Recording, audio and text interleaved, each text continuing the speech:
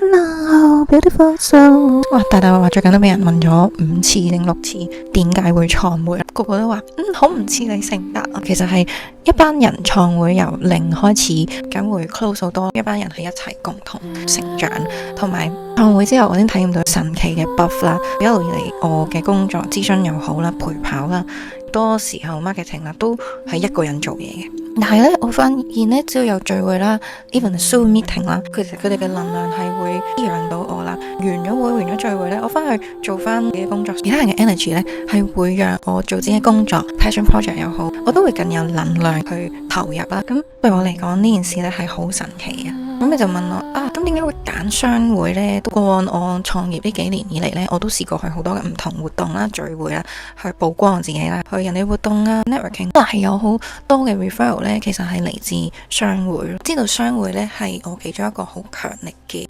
生意來源啦。被同行邀請創會嘅時候呢，我就亦都有參考我自己嘅靈魂團隊，我嘅 Ascended Masters 們啦。問完佢哋意見之後，難得佢哋竟然係支持我喎。其實我私底下真係好 I 噶，我依然 MBTI 都仲係 I， 咁 I 都好啦，我都試下，我選擇勇敢一次啦，開始咗創會咯。呢2日我就諗，應該去揾啲咩人去加入我哋呢？因為目標係做大件事啊嘛，即係帶到我哋呢一班人嘅商業聯盟，讓到互相係帶到生意俾大家資源槓桿又好，生意客戶群槓桿又好，同我嘅會有討論啦，佢同 AI 再討論啦，得到咗一啲有趣嘅建議啦，我自己冇諗過嘅方向啦，覺得哇，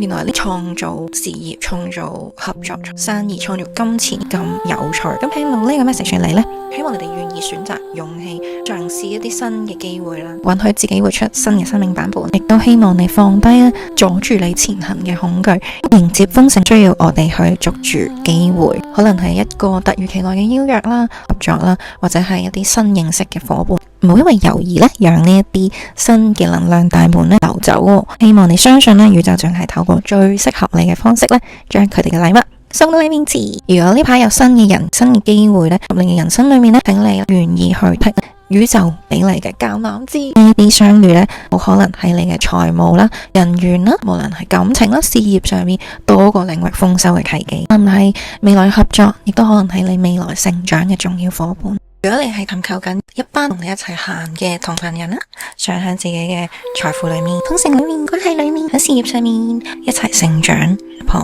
建構事業，邀請你嚟到我哋嘅聚會裏面。嚟緊19號同埋23號呢，我哋都會有2次嘅聚會啦。